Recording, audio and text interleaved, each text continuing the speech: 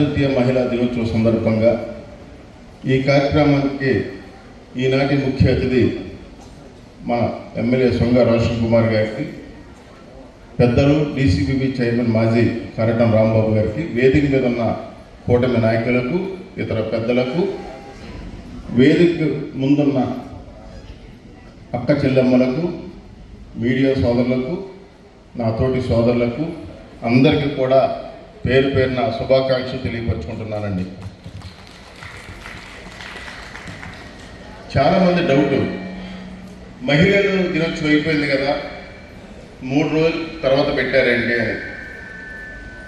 చంద్రబాబు నాయుడు గారు ఒక రోజు కాదు 7 రోజులు కూడా మనకు పండుగ వాతావరణం జరుపుకోవాలని అన్ని నియోజకవర్గాల్లో శాసనసభ్యుల ఆధ్వర్యంలో అద్భుతమైన కార్యక్రమాలు రూపొందించారు ఆయన.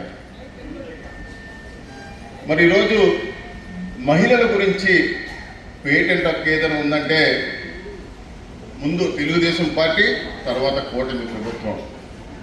అన్న నందమూరి తారక రామారావు గారు ముందు తెలుగుదేశం పార్టీ 1982లో స్థాపించిన నాటి నుంచి ఈనాటి వరకు మహిళలంటే గౌరవించేది తెలుగుదేశం పార్టీని సందర్భంగా తెలియపరుచుకుంటున్నాను. ఆనాడు సంచలనాత్మక నిర్ణయాలు.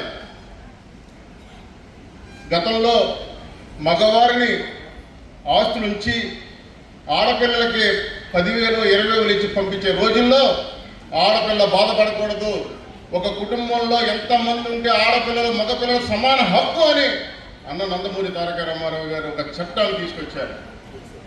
మహిళల కోసం యూనివర్సిటీ ఏర్పాటు చేశారు. చంద్రబాబు నాయుడు గారు అయితే డ్రాప్ మహిళలు, ఇలా చెప్పుకుంటూ పోతే 2.5 గంటల పైన పడుతుందండి ప్రసంగం. ఏది చేసిన మహిళలకి ఆనాడు రాజకీయంగా 8% రాజకీయ నాయకులుగా అవకాశం కల్పించింది తెలుగుదేశం పార్టీ. కూటమి ప్రభుత్వం వచ్చిన తర్వాత అంతకంటే ఎక్కువగా ఈనాడు ఫ్రీ బస్ చూశారండి, ఎంత అద్భుతం అండి. అయినా హేళన చేస్తున్నారు వైఎస్ఆర్ కాంగ్రెస్ పార్టీ నాయకులు. అక్క చెల్లెమ్మలు, నేను విజయవాడ నుంచి బస్సుకు వచ్చానండి, మీరు నమ్మరు, రాజకీయం అంతా ఆర్టీసీ బస్సు మీద ఉంటుంది. నేను అన్నానండి స్వయంగా, ఎందుకంటే మీరు నంబర్ ఏమనుకోవద్దు, 45 సీట్లు ఉంటే 40 మంది లేడీస్, 5 మగవాళ్ళు ఉన్నాం. సరే మగవాళ్ళు ఎక్కారు, నాకు లక్కీగా సీట్ దొరికిందండి. నేను బస్ స్టాండ్లో ఉన్నాను కదా, నిజంగా మాట్లాడుకుంటున్నారండి. చంద్రబాబు నాయుడు గారు వచ్చిన తర్వాత మనం చీరలకు వచ్చాము. ఎక్కడ జంగారెడ్డి నుంచి పూర్వం అయితే 300 అయ్యేది, రూపాయి లేకుండా ఎక్స్ప్రెస్ ఎక్కామని ఒకళ్ళు ఏమన్నారు, అయ్యో పాపమే మగోళ్ళు నుంచోబెడుతున్నారు, మనము కూర్చుని ఉంటున్నాం, మా ఆయన గారు రావట్లేదు, ఎందుకంటే పూర్వం అయితే ఇద్దరు కలిసి వెళ్ళేవాళ్ళు, ఫ్రీ బస్ కదా నువ్వే వెళ్ళే, నేను వచ్చి డబ్బులు అవుతుంది, ఆయన ఆగిపోతున్నాడు అని కొంతమంది పడుతున్నారు.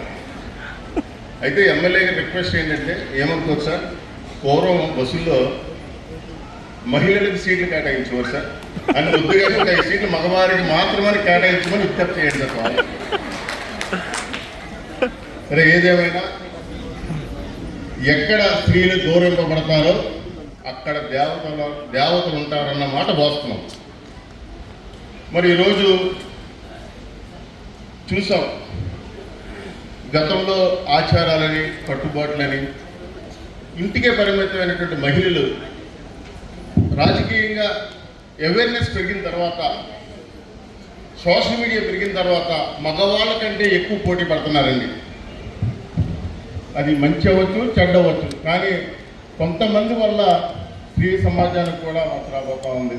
ఎంతోమంది మగవాళ్ళు మాయమాటలు పడి నా దగ్గరికి వస్తున్నప్పుడు చాలా బాధ అనిపిస్తుందండి. ఇన్స్టాగ్రామ్స్, ఫేస్బుక్ల ద్వారా పరిచయాలు మన ఈనాడు పేపర్లో చూసి చెప్పుకోలేని విధంగా. దానికి కారణం తల్లిదండ్రులు కూడా ఆడపిల్లలను జాగ్రత్తగా చూసుకోవాలి, ప్రేమగా ఉండాలి, కదలికలు చూసుకోవాలి, జాగ్రత్తగా ఆడపిల్లని కాపాడుకోవాలని విజ్ఞప్తి చేస్తున్నాం. చూసాం, నారా చంద్రబాబు నాయుడు గారు 2 సందర్భాలు జరిగినాయి. మహిళలకి ఏ కష్టం వచ్చినా అందుబాటులో ఉంటానని చెప్పిన వ్యక్తి 2 అమ్మాయిల మీద మగవాళ్ళు ఏ రకంగా ఇబ్బంది పెట్టారో చూస్తే, ఎక్కడ చెరువు ఉంటే అక్కడ తెల్లారి చేస్తున్నారు. అంటే మనం డైరెక్ట్గా కాకపోయినా ఆ పాపం అలా పండింది. వాళ్ళకి ఏ ఆడపిల్లకి కూడా ఇబ్బంది పడకూడదు, ఏ ఆడపిల్లని ఎవరు ఏమనకూడదు, కష్ట సుఖాల్లో కూటమి ప్రభుత్వం ఉంటుందని చెప్పేసి కంటిగా రెప్పలా కాపాడుకునే ప్రభుత్వం కూటమి ప్రభుత్వం ఈ సందర్భంగా తెలియపరుచుకుంటున్నా. జగన్ గారి ప్రభుత్వంలో 33,500 కోట్ల ఖర్చు పెట్టి 30,000 మంది ఈరోజు కుటుంబ సభ్యులు కోల్పోయారు. నాసిరకం మంది ఇచ్చి ఎంతోమంది ఆడపిల్లల మంగళసూత్రాలు కూడా లేకుండా చేశాడు జగన్మోహన్ రెడ్డి. అలాంటి ప్రభుత్వం మనకు అవసరం అండి. ఆలోచించండి. చంద్రబాబు నాయుడికి రాష్ట్రం బాగుండాలి, మీరు బాగుండాలి, మన కుటుంబాలు బాగుండాలి అనే నిత్యం ఆలోచించి ఏకైక వ్యక్తి నారా చంద్రబాబు నాయుడు గారు, పవన్ కళ్యాణ్ గారు, మోడీ గారిని సందర్భంగా తెలియపరుచుకుంటూ మరి మన చింతలపూడి నియోజకవర్గంలో